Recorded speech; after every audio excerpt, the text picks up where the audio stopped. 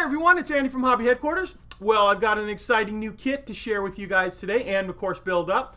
This is the brand new 35th scale R35 French Tank built up by Tamiya. This is just getting announced at the Nuremberg Toy Show just whenever you're watching this video, but just recently on it. Tamiya was kind enough to send us out some early samples of it to get it built up just in time for the show to share with you guys. In fact, at the very beginning of this video, right after I'm done talking here, there'll be a little review, which is actually out of my Tamiya review section, that in case anyone didn't get to see that. If you aren't interested in watching that portion, you can just skip ahead a couple of minutes to the actual build part. But it's nice that Tamiya is doing something like this. This represents obviously early war. It was built in 1935, the real one, and served into the beginning of World War II. And then German forces captured a lot of these and used them as second line infantry. So there's a lot of possibilities that you can do with this. As you can see too, it's a very unusual paint job. I think it might even be a little difficult as we get to that portion of it. We'll see as we get a little further along there. But excited to do something a little bit different than just the standard stuff that just keeps coming out. So I think this will fill that niche very well. So let's get started.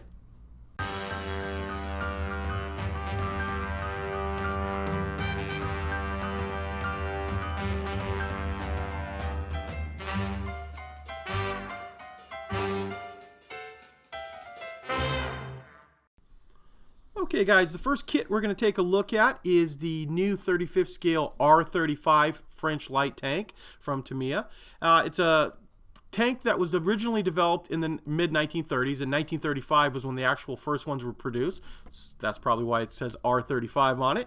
It's a two-man tank, a little over 10 tons, and it's also completely all cast construction on here. So you can see the upper hull and all the turret is all cast.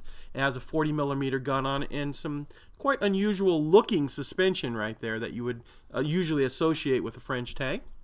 So let's take a look inside the box and see what's involved in this kit. Oh, before we do that too, this is also going to be fun to paint too, because this is going to be the first kit I've ever attempted when we have all this crazy camouflage and then all of this black outline border. And I've got a few ideas that I think I might work on there, but we'll see that when we actually get to the building on it.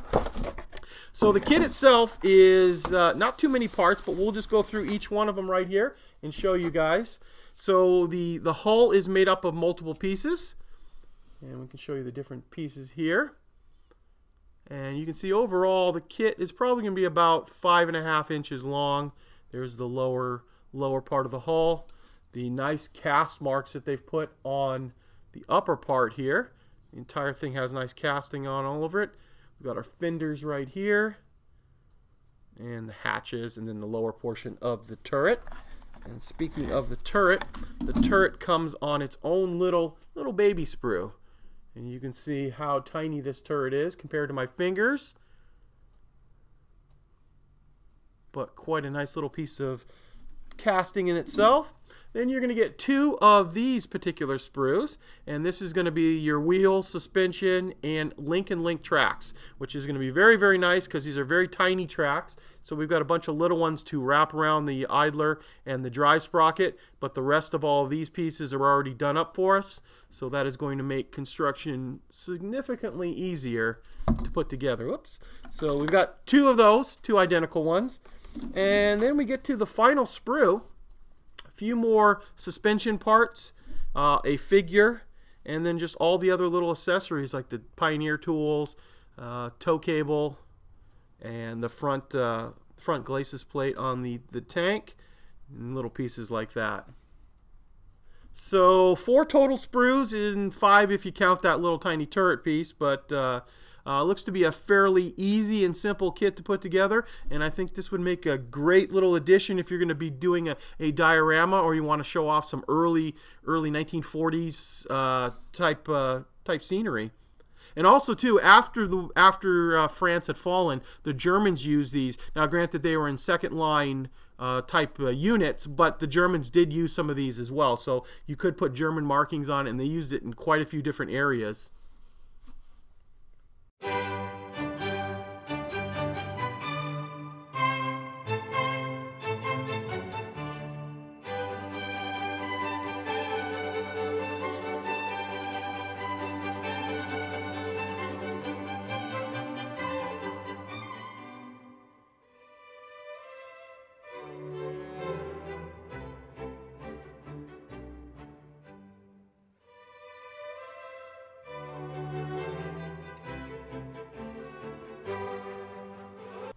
Okay, as you saw in that little segment just now, the body is not a bathtub style hull, but is made up of multiple parts that all kind of just click together here.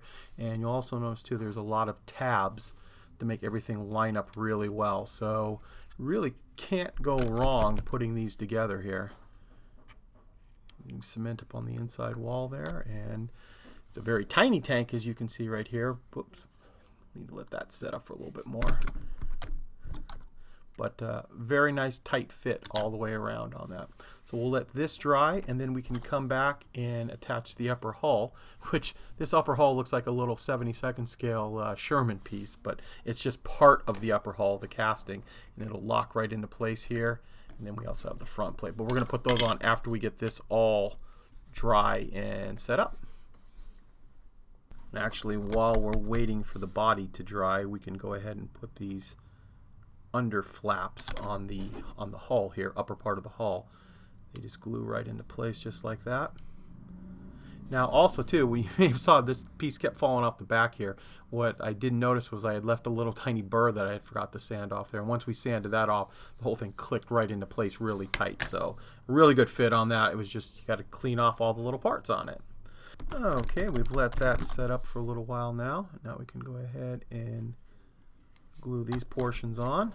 There once again little pins and things to line it up, so it's pretty hard to get it wrong. And then when you glue this into place, you'll leave the little slots right here, which will correspond for the fenders that we'll be putting on in a few minutes. So we'll get the rest of that glued on, and then we'll move on to putting on some of the suspension and wheels. Okay, we're going to take all of these parts right here, and we're going to turn them into this whole suspension system. And it's actually pretty easy the way it goes. To start off, there's a polycap for the front, and then a little shield that covers it over. And you do have to follow it in this specific order, because there's a little tab right there that locks the drive sprocket into place. But if you put it in, you won't be able to put the drive sprocket in. So we'll get this glued into place first here, just like that. And the drive sprocket will fit in here, get pushed on, and then this little piece right in here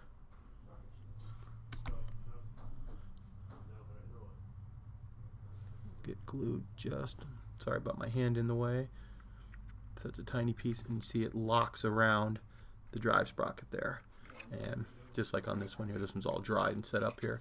And for the idler is made up of 3 parts, and that's how we're going to get this dished type wheel here. So it goes together pretty easily. And what I'll do now is just kind of showing you a speed up version of all these parts going together.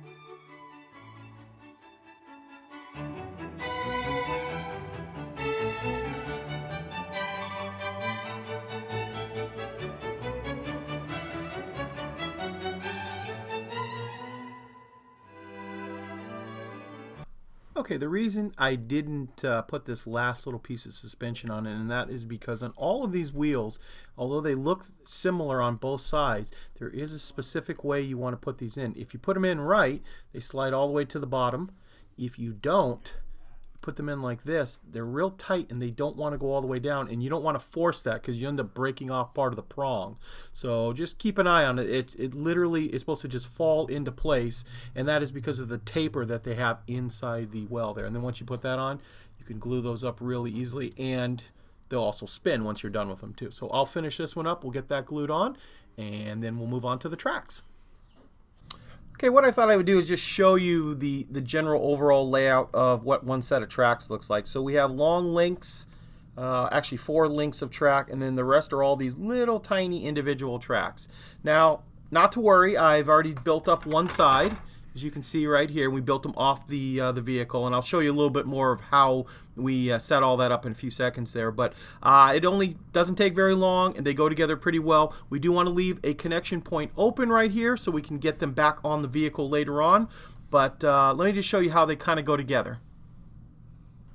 Okay, the only thing really difficult about the tracks are they're very, very tiny little individual links. But you can use a pair of diagonal tweezers to grab a hold of the link, and after putting just a touch of glue, very, very tiny amount on each one of the little openings there, usually can come around, grab the track just like that, and drop it into place there. And then always remember, give your tracks a little bump after you do that, and that prevents it from gluing to the board in case a little bit of glue seeped over the side. So there are 2 runs of 13-piece tracks in this for each side. So we're going to let these set up for a little while, obviously get the rest of these tracks on here. Let them set up for about 5 minutes, and then give them a test fit around either the idler or the drive sprocket, depending on which side we'll do, which we'll show you in a few seconds there. Okay, we've let the last piece of track here, or the main piece of track I should say, set up fairly well, so it's in a nice hard position and shouldn't fall apart on us. And now we are going to go ahead and put it back into place, making sure that we did it correctly. And it looks like it's going to fit in there very nicely. Now we're going to take the last little piece of track we just glued up, and you're going to test fit that in there. I've got it upside down there. And we want to get that put into place here, and then we're going to let it dry over the drive sprocket. Now we're only going to attach it on the top portion, and that is so we can separate the track and pull it off and paint it.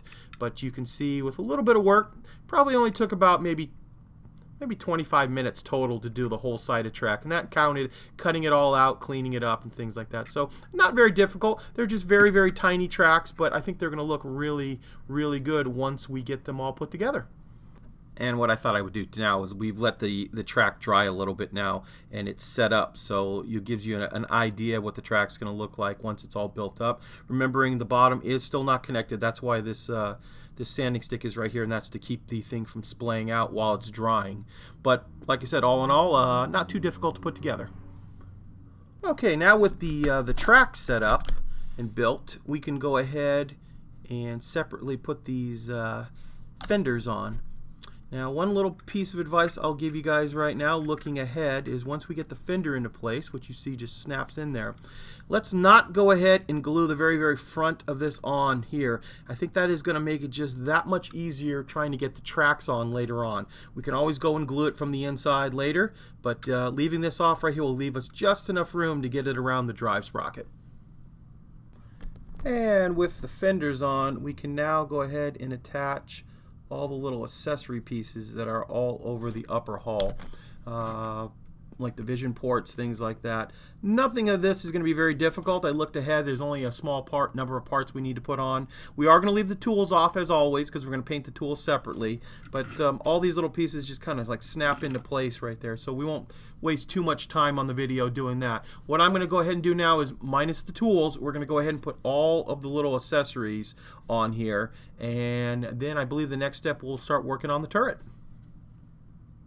Okay, here's a quick little look of all the little stowage bins, muffler pieces like that we've put into place here on the vehicle. There are a few, obviously, tools and things I was talking about we need to do. But now we're going to start to work on the turret of this tank. And this gun is a 37mm gun, which I will show you a picture of one right here. And it is actually the same gun as the FT-17, which you guys have seen me build in the past, a World War I tank.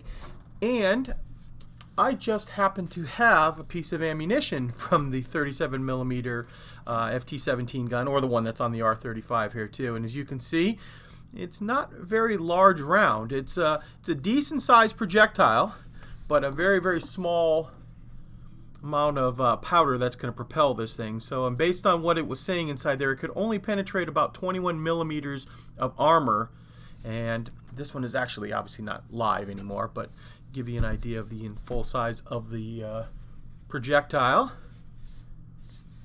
And then some of the markings and things on the bottom of it. But it's kind of cool to have one of these. I have ammunition from different, I wish I had some of the bigger ones, but I do have quite a bit of ammunition from the smaller type stuff.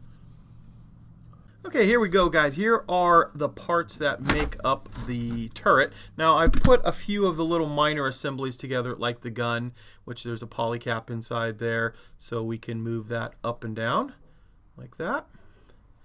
And really tiny little barrel, like I showed you earlier. It's going to be pretty easy to put this together, so it's a matter of putting the top and bottom together, lining the gun up inside here, and then mounting it with the bottom little portion goes in here, and that'll lock the gun into place, and then it'll still swivel as well. You can see how that goes. And then we're going to leave the turret hatch on the rear open, and there's two ways of doing that. There's actually some pins, so we'll leave that open, and then it's just a matter of gluing on all these other little parts. And then the final little thing is the little dome on top too that we'll put on. So as you can see, it's going to go together pretty simply. There's probably a grand total of like 24, 25 parts total. So I will get all of these glued up right now, and we'll come back and show you what it looks like once on the vehicle. Okay, we're going to give you guys a quick little 360 of what the vehicle looks like completed, minus the tools, but unpainted. And as we go around here, you can see that next to a quarter the size of this vehicle. So it is a small tank for sure.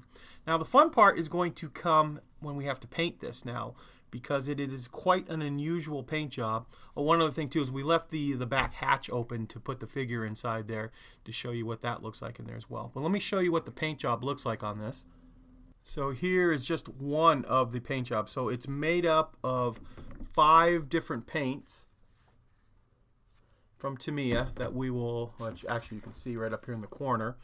And bottom obviously is going to be pretty easy. The whole lower part of the hull is olive green. It's just going to be a matter of doing all of this camouflage on the upper surfaces, which we're going to definitely use the really fine nozzle Tamiya black airbrush that we have. So let's go ahead and start putting some paint on it. Okay, so the next section you're going to watch is the experimentation that I went through trying to figure out how we were going to do this paint job properly.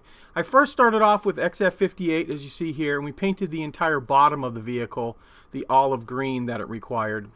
Now I'm using my regular Iwata paintbrush, the HPCS, and just did some of the basic camouflage on it. And what I thought I would do then is I would take my Tamiya black extra fine brush and start filling in a lot of the camouflage patterns on it, as you see me doing right here. And that one we can get a pretty good line, but the line is still feathered, but don't forget we were going to use the black outline of the entire of all the camouflage patterns, and for that I am going to use a Gundam marker, which you'll see me doing right here. And the Gundam marker actually is paint. It's better than a Sharpie, because Sharpie kind of has an iridescent purplish blue color to it, and this is actually true black. So I went over all of the camouflage pattern with this as an experiment.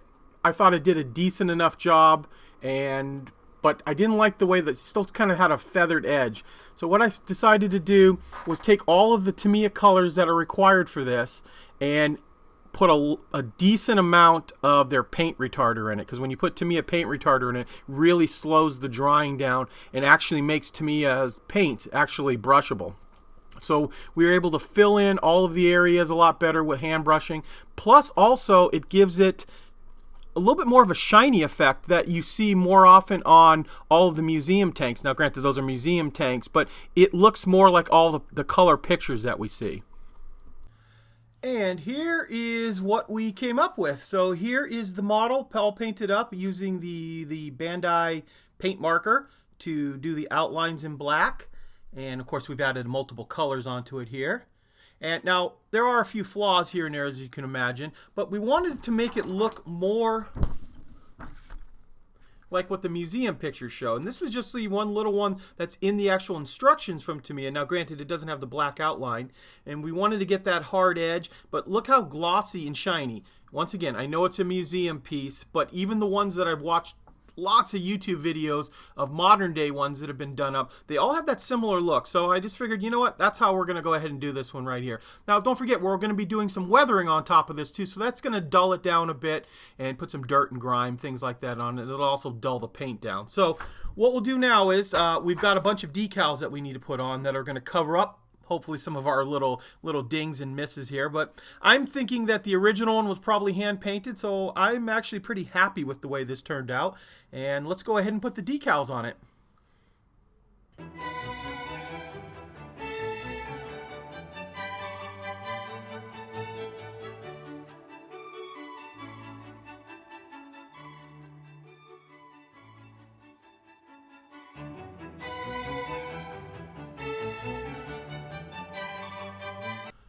Okay, we've got all the decals on. We've clear coated the vehicle. And now basically what I'm going to do is I'm going to run a dark brown wash over the entire vehicle. Kind of blend together some of this stuff using lots of thinner to streak it all, not streak it, but to blend it all together. Highlight some of the things. We don't want to go too crazy with the weathering because this is more of a build video. And we're also going to rust up the tailpipe as well as put a little rust on that front tow cable down there too. And then we'll also dirty up the tracks. We're going to do it usually the same way that we've done all the other videos. Like I said, just not super heavy on this one.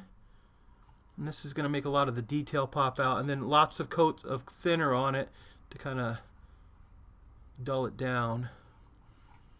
So I will finish up doing this right here, highlighting all that. And we're also going to do the tracks too. The tracks are going to be real basic. We're going to use a little track wash on it and then some light sienna to just put some dirt inside in here. And then we'll do a little bit of like streaking grime and stuff on the bottom down here, which I'll kind of just show you a little bit, kind of like in fast forward.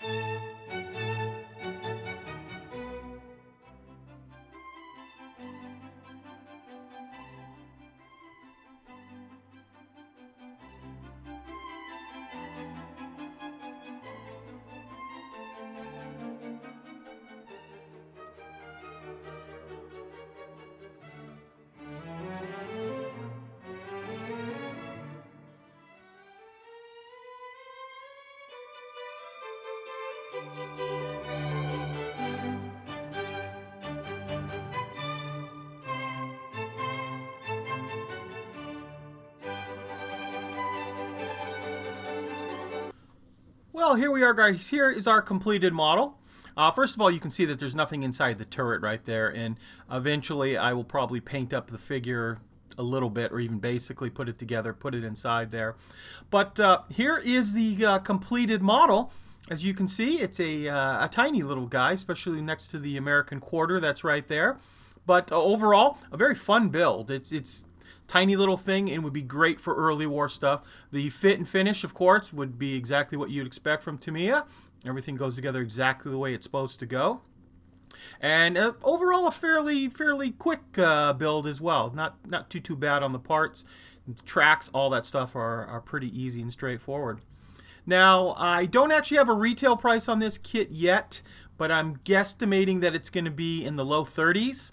And I believe it's going to be out in March, at least in the United States, and that's probably similar to what it'll be in the rest of the world. But like I said, it was a fun kit to build, something a little bit different, especially doing early war French armor, or even between the war, since it came out in 1935 to begin with.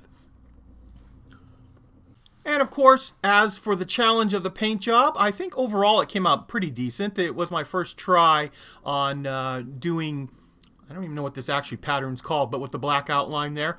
And the Gundam marker ended up working out pretty good, I think, overall. Now, keep in mind, This video was more or less to show the building of the actual tank and how the kit goes together, because it is a brand new kit. And then, of course, we got to experiment with the paint job. But if the paint job does scare you, don't forget the Germans did capture quite a few of these. And also, you could usually do it in German markings, but from what I understand too, there are some of the R35s that were just painted in the overall green color that you see right there too. So I guess that would be another option to do if you wanted to have the tank but not attempt the difficult paint job. But like I said, it was fun. It was interesting trying to get it to work out. And like I said, I think it came out okay for our first try here. So that is it. I want to thank you guys as always for watching, and please stay tuned because we have many more videos coming.